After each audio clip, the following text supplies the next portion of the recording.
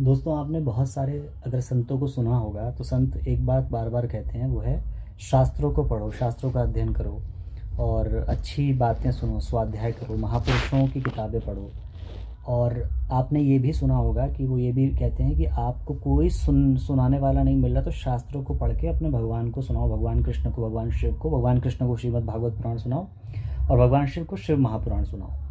तो अब उसका उसका क्या अर्थ है? उसका ये अर्थ है कि हमारा जो कॉग्निशन है, हमारी जो सोचने समझने की क्षमता है, उसको निरंतर कुछ ना कुछ चाहिए।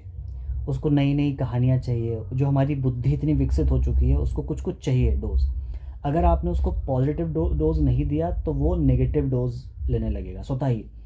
उसको वो कुछ ना कुछ मनोरंजन में ऐसे में खोएगा जहाँ पर नेगेटिविटी। आजकल उपलब्धता भी बहुत है, ईजी है कि आपको कुछ चाहिए तो फटाफट आपने जाके सुन लिया। तो ये बहुत आवश्यक है कि अपने मन को थोड़ा सा खींच के, थोड़ा इंटरेस्ट पैदा करके, अच्छे वक्ताओं को सुन के कुछ कथा सुने। और कथा सुनना एक पक्ष है, कथा पढ़ें भी, अच्छी अच्छी कथाएं पढ़ें। धीरे धीरे वो मन में श्रद्धा और भक्ति का जागरण करने लगती। कभी किसी दिन मन ना लगे तो भी पढ़ें। ये मैं आपको बहुत ज़रूरी निवेदन कर रहा हूँ, साधना के पॉइंट ऑफ व्यू से भी, स्वाध्याय के भी पॉइंट ऑफ व्यू से, कि अगर मन नहीं लग रहा है तो भी करें। अगर लग रहा है कि मैं तो इस सबको पढ़ के भी गिर ही रहा हूँ, मैं तो नेगेटिव सोच में ही जा रहा हूँ, फिर भी पढ़ें, छोड़ना नहीं है। इसी का नाम है अभ्यास, कि निरंतर उस चीज़ में लगे रहना है। धन्यवाद।